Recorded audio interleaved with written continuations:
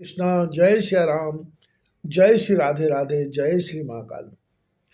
चारों पुरुषार्थों के संबंध में विदुर और पांडवों में मतभेद का होना।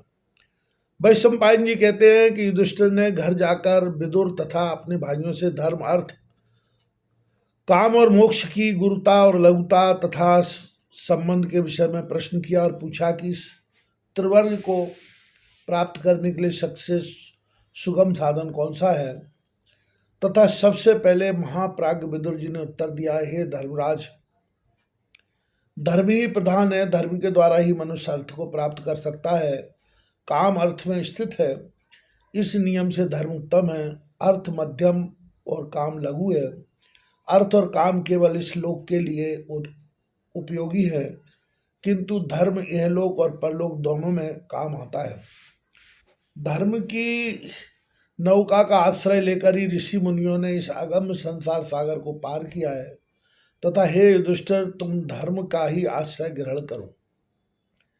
तदनंतर धनुर्धर अर्जुन बोले, भैया, इस कर्म प्रधान विश्व में तो जीवन निर्वाह करने वाले कर्मों का ही महत्व है।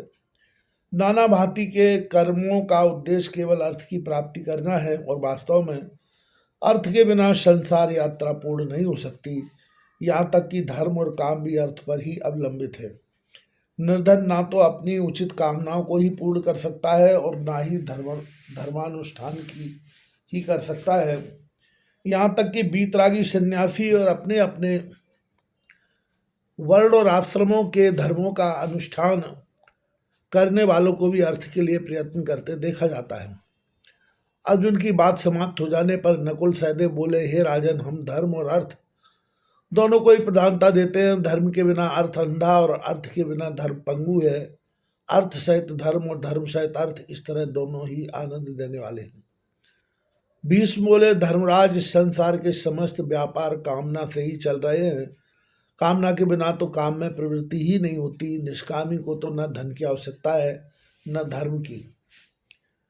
ऋषि किसी कामना को ही लेकर कठोर तप करते हैं। गृहस्थी कामना की पूर्ति के लिए ही श्राद्ध, यज्ञ आदि अनेक धर्मानुष्ठान करते हैं। यहाँ तक कि इस सृष्टि की उत्पत्ति भी कामना से हुई है।